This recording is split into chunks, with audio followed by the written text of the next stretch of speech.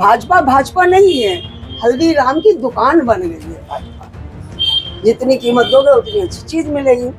तो आजकल जो निकस्ट लोग भी है ना, वो भी दाम देकर के हल्दीराम की दुकान से चीज, ऐसे व्यक्ति को फांसी की सजा होनी चाहिए। जो प्रार्थना की जा रही है पत्नी के लिए, क्या करना चाहिए? हाँ, उसकी पत्नी बच के करेगी भी क्या बेचारी? उसकी पत्नी क्या करेगी जी के, जिसके सामने 3 बच्चों को गोली मार दी है। वो जिंदगी भर के लिए खत्म हो गई है। लोग उसके लिए कह रहे दुआ कर रहे हैं। दुआ किसके लिए कर रहे हैं बताओ? मेरा तो मन नहीं कर रहा। देखिए मैं साफ बोलती हूँ, है वो इतना बड़ा दर्द झेल के पागल हो रही होगी, पागल होगी। भगवान क्या कहूँ, बस कुछ कहने को मन नहीं। हर किसी के जवाब पर बस यही था, योगेश रोहिला तूने क्या किया। नमस्कार, आप देख रहे हैं जीडी न्यूज और मैं आपका दोस्त आपके साथ अनुज प्रताप सैनी। जी हाँ, घटनाक्रम ही कुछ ऐसा था। कोई निर्दयी बाप नहीं हो सकता जो अपने 3 बच्चों के सर में सटाकर पिस्टल से गोली दाग दे और दाग दे अपनी पत्नी के सर पे गोली। या यूं कहा जाए कि इतना बड़ा घटनाक्रम कोई भी निर्दयी, चाहे वो कितना बड़ा क्रिमिनल करने वाला चाहे क्यों ना हो, नहीं कर सकता। लेकिन किया है, ऐसे घटनाक्रम को अंजाम दिया है भाजपा के नेता, लंबे समय से भाजपा से जुड़े हुए उस योगेश रोहिला जो खुद को अपना भाजपा का नेता बताता है और रहबर बताता है। गरीब मजलूम जनता को, अपने 3 बच्चों को मौत की नींद सुला दिया और पत्नी तड़प रही है। जान बचाए, ईश्वर के लिए प्रार्थना की जा रही है। जी बात करेंगे, चर्चा करेंगे। हमारे साथ में वरिष्ठ भाजपा नेता पूर्व विधायक शशि बालाजी पुंडीर कैसे इस घटनाक्रम को देखते हैं और किन निगाहों से उस योगेश रोहिला को देखना देखती हैं जिसने सटा के गोली चला दी अपने बच्चों पर। और कहा तो ये भी जा रहा है कि ये अपनी बहनों, अपने पिता और अपनी माता का कातिल भी योगेश रोहिला ही हो सकता है। ऐसी चर्चाएं तमाम मीडिया में ये तैर रही हैं। जी आपका बहुत बहुत स्वागत है जीडी न्यूज में। आपका भी। देखिए बात सुनिए, ये घटना हुई थी जब से कि माता पिता और बहनों ने आत्महत्या की थी, जहर पिया। कोई क्यों देगा 5 लोगों को जहर, है ना? त्रस्त हुए होंगे अपनी औलाद से। अकेला बेटा है शायद, ये त्रस्त हुए होंगे ना। त्रस्त होकर के ये कांड उन्होंने किया था। पूरे क्षेत्र की हमदर्दी उसके साथ थी बहुत ज्यादा, उनकी माँ बाप बहन सबके साथ थी। लेकिन तब से मुझे अच्छा नहीं लग रहा था। देखिए कोई लड़का इतना गलत हो सकता है कि जिसकी वजह से माँ बाप क्यों खाएंगे? कोई उन पर लोन नहीं था, कुछ नहीं था, जो उन्होंने जहर खाया। और देखिए ये कांड इतना जघन्य अपराध किया है। ऐसे लोग तो फास्ट ट्रैक कोर्ट चले और तुरंत फांसी की सजा हो। और चक्कर ये ना, वो नेता बता रहा था, क्या बता रहा था, भाजपा आजकल हल्दीराम की दुकान बन गई है। समझ गए ना? भाजपा भाजपा नहीं है, हल्दीराम की दुकान बन गई है भाजपा। जितनी कीमत दोगे उतनी अच्छी चीज मिलेगी। तो आजकल जो निकस्ट लोग भी है ना, वो भी दाम देकर के हल्दीराम की दुकान से चीज खरीद रहे हैं, पद खरीद रहे हैं। भाजपा पे भी आप आरोप लगा रहे हैं, साथ साथ कह रहे हैं कि कोई भी निर्दयी होगा कि ऐसा कांड नहीं करेगा। और यहाँ तक कि ऐसा नालायक औलाद जिसके चलते माँ बाप ने जहर खाया हो, बहनों ने जहर पिया हो, कितना भयावह दृश्य रहा होगा, वर्षों पुराना। और ये फिर से दोबारा उसी दृश्य को उससे भी आगे बढ़ के वो सटा के गोलीकांड किया गया है। कैसा वो योगेश रोहिला होगा? आपके शब्दों में क्या कहना चाहते हैं आप योगेश रोहिला को लेकर? कैसा योगेश रोहिला, बात सुनिए, जिसने अपने परिवार को नहीं बख्शा, बच्चों को नहीं बख्शा, उससे बड़ा जालिम कौन हो सकता है? कौन होगा? और अपने आप को भाजपा का नेता ऐसे ही लोग बता रहे हैं आजकल, जो शो ऑफ करने के लिए अपने परिवार, जो बहुत ज्यादा शो ऑफ करेंगे ना कि मैं वो कुछ हूँ, वो अपने घर में उतना ही बदतमीजी का बिहेव करेगा। जो घर में अच्छा बिहेव करेगा ना, कभी शो ऑफ नहीं करेगा इस तरह से। और मैं एक बात कही चुकी हूँ, यहाँ बड़े अपने आप को जो बड़े नेता बोलते हैं वो चीज, मुझे दुख है, मुझे बहुत दुख है। मैंने कहा ना हल्दीराम की दुकान बन गई है, दाम दीजिए कुछ भी। किस दाम की आप बात कर रहे हैं? बात तो योगेश रोहिला की, आप घुमा के फिर हल्दीराम की दुकान पे जा रही हैं। मैं हल्दीराम की दुकान पे इसलिए जा रही हूँ ना, ये ऐसे लोग जब एक बार उसकी छवि सस्पेक्टेड हो गई थी, सस्पेक्ट किया था, सब कुछ था, मरे थे माँ बाप, तो ऐसे लोगों को प्रोत्साहन इतना आगे क्यों बढ़ाती है पार्टी? समझ गए मेरी बात को?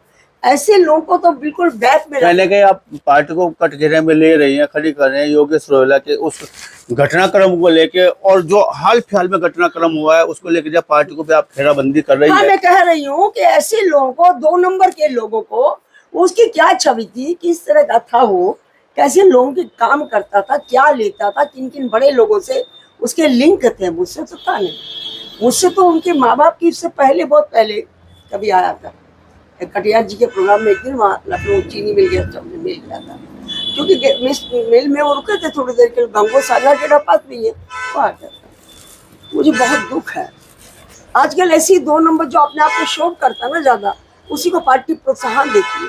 पुराने लोग हैं ना, जो कर्मठ लोग हैं, जिन्होंने काम किया है, जिन्होंने पार्टी को सजो के रखा है, वो आपको एक आध का नाम बता दो। ऐसे लोगों से तो आप देखिए ना, अटल जी का टाइम था, डीपी यादव जी को बीजेपी ज्वाइन करवा दी थी, शायद आप छोटे रहे हो, आपको ना मालूम है।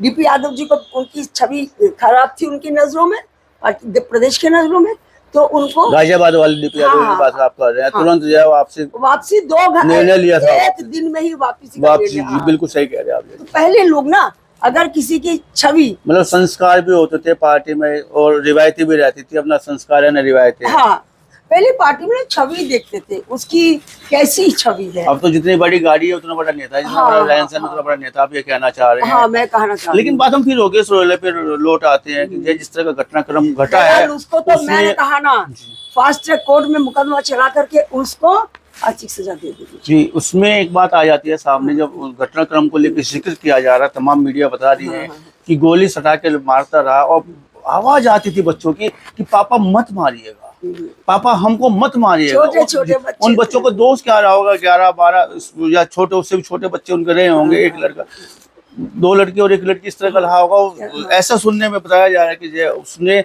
6 बच्चों को बाहर फेंका है। हाँ, गोली की। हाँ, मुझे भी पता। तो ऐसा भयावह दृश्य क्या योगेश रोहिला जैसा व्यक्ति कर सकता है? जैसा वो कह रहा, उसे शक था। शक का मतलब ये नहीं आप किसी को इस तरह मान लो। शक तो तमाम लोगों के साथ किया जा सकता, तमाम लेकिन शक का मतलब आप तलाक दे देते, रास्ते बहुत सारे आप तलाक दे देते, आप क्लियरिफिकेशन करते, घर छोड़ जाते, माँ बाप से बात करते, तमाम बातें हो सकती थी। लेकिन अब अगर राजनीति कर भी रहे हो, आपकी पत्नी के पास 20 लोग आपको पूछने भी तो आएंगे ना, कहेंगे नहीं कहाँ रोहिला जी हैं। अब मेरे घर में 50 लोग आते हैं सुबह शाम तक, हमारी बहू से पूछते हैं, नौकरानी से पूछते हैं कहाँ बहन जी है। इसका मतलब ये थोड़ी अगर बात कर लिया तो आप गोली मार दोगे। मतलब कौन से संस्कार रहे होंगे योगेश रोहिला के अंदर कि जय पहले पिता, बहन, माता, उनको भी लेके जाए, इसको प्रसन्नवाचक दागा जा रहा है घटना के बाद में, और हाल फिलहाल में इस तरह से पत्नी को सटा के गोली मारी। दोस्त पत्नी के अंदर हो सकता है, बच्चों के अंदर कौन सा दोस्त था? हाल फिलहाल में तस्वीर वायरल हो रही है, महाशिवरात्रि के समय की तस्वीर शायद वो है, बरसी वाले महादेव मंदिर की वो तस्वीर है। तो उसको देख के तो नहीं लगता कि इतना बड़ा कुछ अंजाम होने वाला है, या ऐसा कुछ में आपस में परिवार। आदमी की मानसिकता का कुछ पता नहीं कब कैसी हो। आदमी अगर सुंदर सा बनकर रह रहा है, बड़ा नेता हाइफर होकर के रह रहा, व्हाइट कपड़े पहन कर रह रहा, उसकी मानसिकता क्या उसका अंदाजा नहीं लगाया जा सकता। कह रहे हैं कि जो सफेद कपड़ों में या काले दिल वाले मिल सकते हैं योगेश रोहिला के रूम में। काले दिल वाले नहीं, राक्षस, महाराक्षस। हाँ, महाराक्षस ऐसे किया। छोटे छोटे बच्चों से बहुत बुरा। मन क्या करता है जब ऐसे घटनाक्रम सामने आते हैं योगेश रोहिला वाले? मैंने कहा ना, फास्ट ट्रैक कोर्ट में केस चला करके 20-25 दिन के अंदर ऐसे व्यक्ति को फांसी की सजा होनी चाहिए।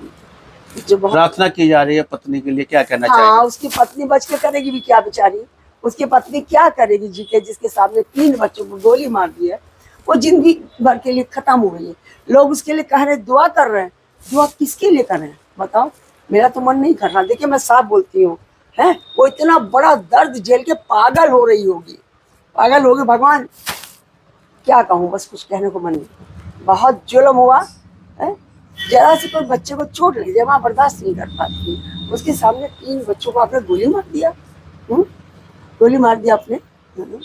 क्या कोई अधिकार दे सकता है, या किस अधिकार के तहत उसने जो गोलियां चलाई होंगी? समझ से कोई परे अधिकार है, क्यों दे देगा? अगर आप समझ से परे है बुआ जी। अगर पूरे घटनाक्रम को बहुत नजदीक से जाकर देखते हैं कि एक बाप जिसने अपने औलाद को जो ईश्वर के बाद पिता ही वो होता है जो अपने पिता औलाद को पैदा करता है, आगे बढ़ाता है, और वो खुद पिस्टल सटा के गोली चलाता है। हाँ। तो योगेश रोहिला ही हो सकता है। तो ऐसे राक्षसों को क्या समाज में रहने का किसी तरह का? मैंने कहा ना, समाज में तो बहुत दूर। मैंने कहा सरकार को कह चाहिए कि फास्ट ट्रैक कोर्ट से उसका केस फास्ट ट्रैक कोर्ट में भेजे, फास्ट ट्रैक कोर्ट में उसको जल्दी सजा हो जाए। मुझे बड़ा क्या सिफारिश करेंगी शशि बाला पुंडीर किसकी फास्ट ट्रैक कोर्ट के लिए? मैं चाहती हूँ, ये मेरी मन की भावना है। भाजपा में कौन किसकी सुन रहा, कोई किसी की नहीं सुन रहा। आपकी भी सुनवाई नहीं होती? नहीं, मेरी तो बिल्कुल नहीं है, क्योंकि मैं स्पष्ट बोलती हूँ ना। अब नंद किशोर गुर्जर जी का ले लीजिए, वो पूजा करने जा रहे थे ना। हम लोग जब यहाँ मंदिर में कलश यात्रा निकलते नहीं है क्या, उन्होंने वो क्या था, राम कथा की परमिशन ली थी। राम कथा में आपको जानते हैं ना, कलश लेके आती है महिलाएं, सर पे कलश लेके आती है। तो इसमें कोई बड़ा बात नहीं था। यहाँ तो बोलते जो बोलेगा ना, भाजपा का ऐसा नियम हो गया है, जो बोलेगा उसके खिलाफ बोलेगा। फास्ट ट्रैक कोर्ट में चलना चाहिए उस राक्षस योगेश रोहिला का केस, और जल्द से जल्द 1 महीने के अंतराल के अंदर उनको उसको जो है सजा हो जानी चाहिए। ऐसे व्यक्ति को समाज में रहने का कोई अधिकार नहीं है, ऐसा कहना है वरिष्ठ भाजपा नेत्री शशि बाला पुंडीर का। पूर्व विधायक बात करने के लिए, चर्चा करने के लिए आपका बहुत बहुत आभार, बहुत बहुत धन्यवाद।